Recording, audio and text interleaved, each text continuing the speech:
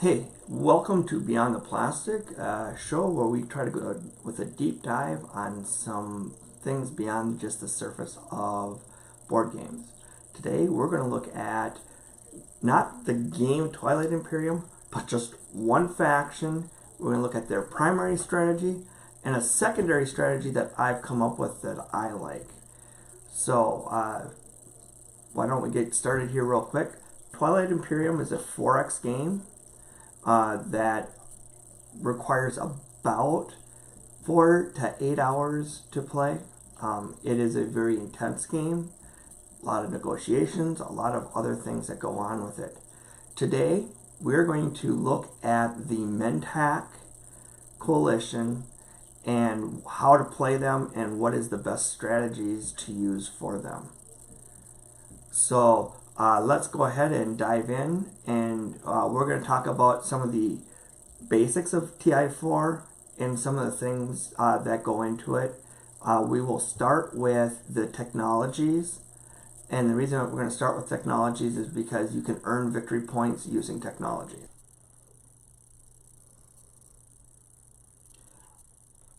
As you can see here, we have a fairly common pie slice for TI4. In this instance, this would all be filled in with other planets and or open spaces or obstacles, and same with this side.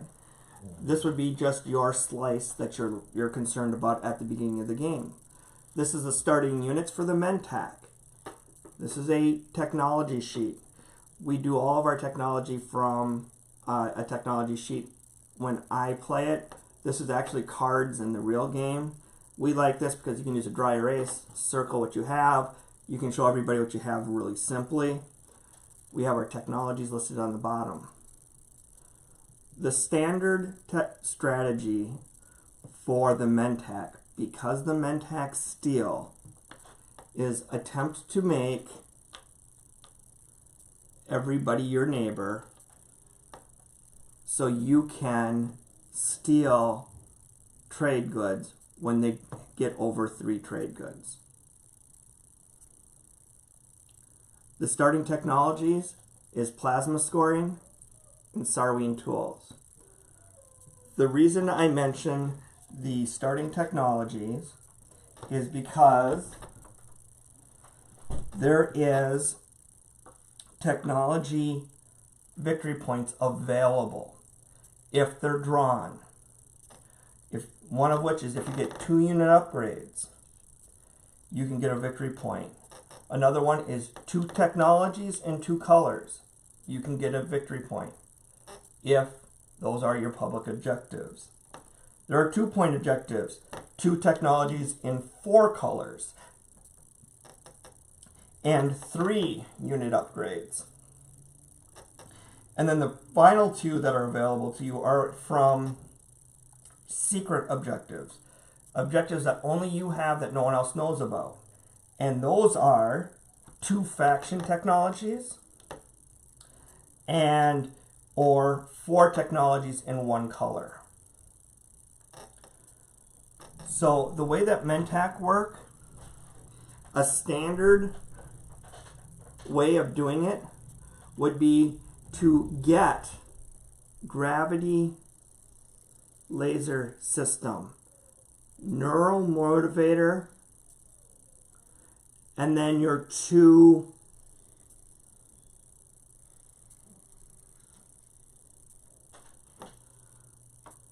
faction technologies. They're both yellow. One requires 2 yellow before you can take it. The other requires 3. In this case, 1, 2, I have it, so I can get that one. 1, 2, 3, so I can get that one. This covers everything except for getting 2 in 2 colors. My next step would probably get another red or another green. In this case, we have a green skip in our section, so I would most likely take that one. So now we are covered for all of them except for 2 technologies and 4 colors.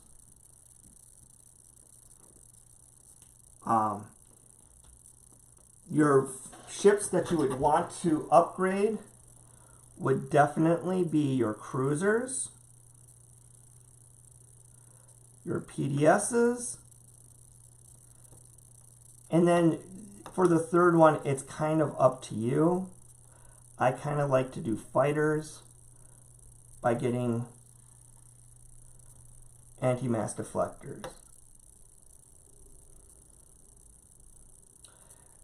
A general game of TI4, the average game, you will end with 10 technologies. 1, 2, 3, 4, 5, 6, 7, 8, 9, 10, 11. I just circled 11. I would have to eliminate 1 based on which public objectives have come up. You can get 11 or more, but an average game playing well will get you 10. Now you're stealing from everybody. You're able to, using mere computing, have 2 value out of your trade goods instead of 1. Here is my suggestion for an alternative way of doing this.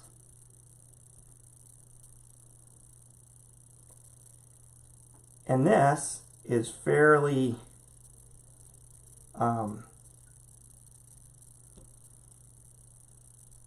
simple, and it makes a lot of sense to me and will catch your opponents off guard. If you have it set up as such where you have a 5 production planet, or not planet, but planets next to you, this strategy becomes very viable. I am using quarters for tokens instead of actual tokens because the quarters showed up better. But I'm going to run through a real quick second strategy. So your first move, obviously, will be to take your 5 planet. Because your carriers can only handle 4 units, I will leave my spaceships behind.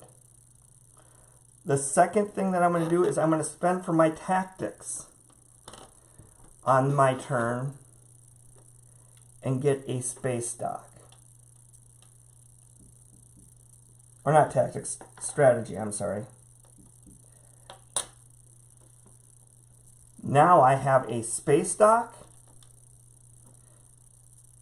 in a great place. And when somebody calls technology, I will use my other strategy token and all of what I have for production to follow technology.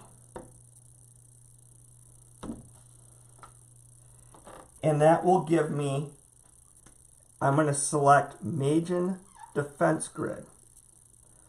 Overall, Magen is a terrible technology. There's a reason I'm doing it.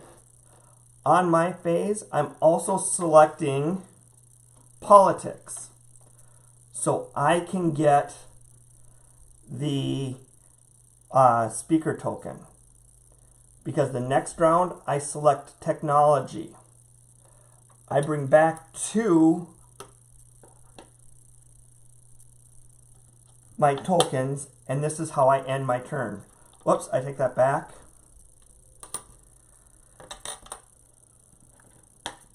I spend 1 more tactics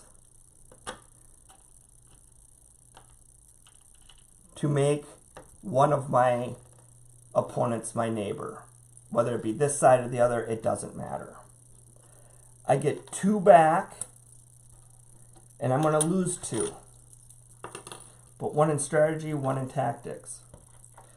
I now have my technology card.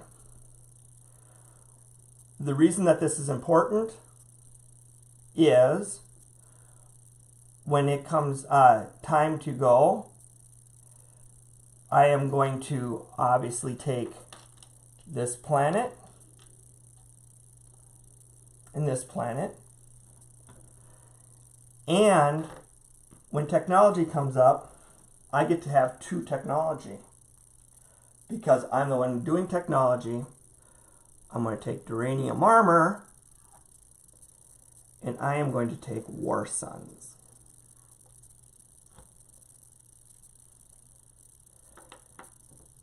I have just spent a tactic token to move there. And it depends on if somebody has taken Warfare or not. Or actually, it doesn't depend. I'm going to do this either way. I'm going to take a tactics token and put it on to produce. And I am going to produce, at a minimum, 2 cruisers and 4 fighters. Because even if I've already spent most of my money. This is only going to be 3 production that I'm going to spend. And these 2 planets give me the 6 for the technology. This will give me the 3 for the production. I am safe. And I have built what I'm going to build. I get 2 tokens back. I will not use a strategy token on this round unless I really have to. This round, my goal is to get the number 3. Most likely, or not number 3, the number 1, which is leadership. But I may not get leadership. But I now have enough money to buy a War Sun. So I'm either going to go with leadership or warfare. If I have warfare, I'm going to build again. And I'm going to build a War Sun. Pop warfare to bring that back. And then activate Mechatol. Even if I don't have the 6 required,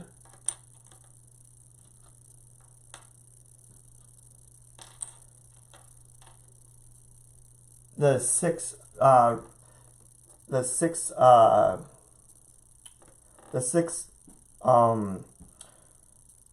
influence required, I don't care.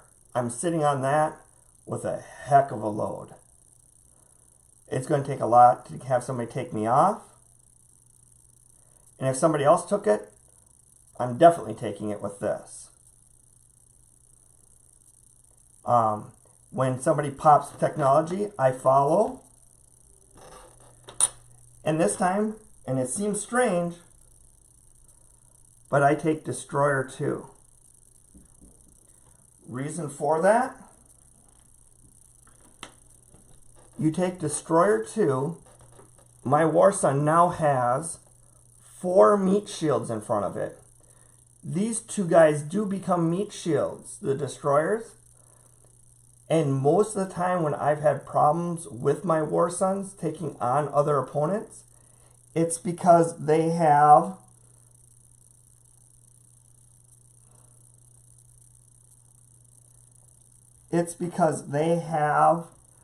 a bunch of fighters.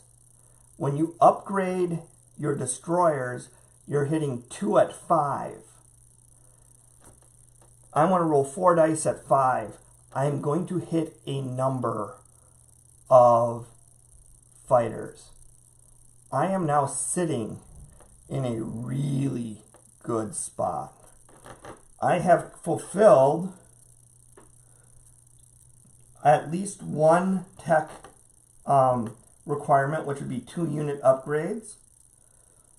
And my next thing that I get will most likely be Graviton Laser. So that way I have 2 of the 1-pointers covered in case they come up. If they haven't come up, I may ignore them completely and go with Neuromotivator so I can get my 3rd upgrade, which is the cruisers. That is a scary army. That is third round Mechatol. You're now neighbors with everybody. You now get money from everybody if they have over 3 trade goods. This is a solid strategy. The only prerequisite for this is a good system and a decent system next to it. A 5 and a 3 should put you in a place to where you can get nearly everything that you need.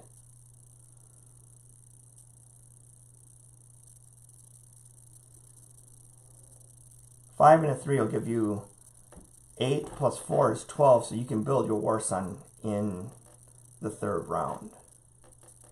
Walking around with a war sun paints a target on your back, but also gives you that ability to collect a lot of stuff. If you want Mechatol, take Mechatol. If you don't, taking this area and going around Mechatol is not a bad thing either.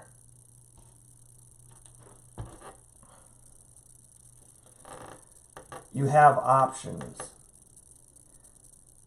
but that is a real quick overview of a secondary strategy for Mentek.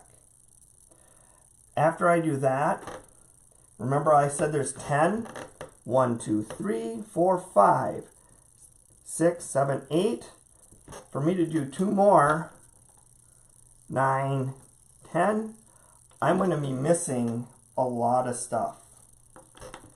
I will have 2 and 2 colors, but I will not have a chance for 2 and 4 colors. I will have my 3 unit upgrades, but I will not have the 4 in a single color. I will not have the 2 faction technologies. So, so some of the things that you may do, if you see those come up, you may take out the neural motivator and the cruiser, go with the PDS and mirror computing, and that gives you more of the technology victory points, providing they come up. That has been a very quick explanation of an ulterior way of handling Mentek.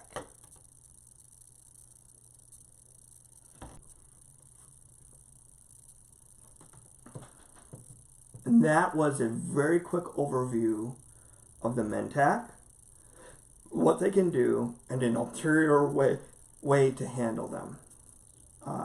Thank you for listening. Please select thumbs up if you really liked it.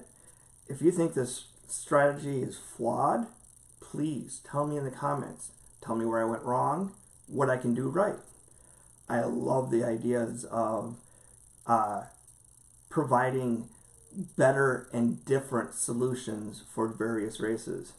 I will, over the next 2 years, go through every single race and have an alternative way to handle them and a primary way to handle them. And these are all my opinions, so that doesn't mean that they're great. It means that they're my opinions. And we will go through all of them. The other game that I'm going to do the same thing for is Heroes of Land, Air, and Sea. You will see one of these strategy guides a month, and we will be alternating between Heroes and TI4. Though I might go 2 TI4, 1 Heroes, because there's more TI4 factions than there are Heroes factions. So my name is Leon, and I am from Beyond the Plastic. Thank you very much for listening, and you guys have a great day. Bye.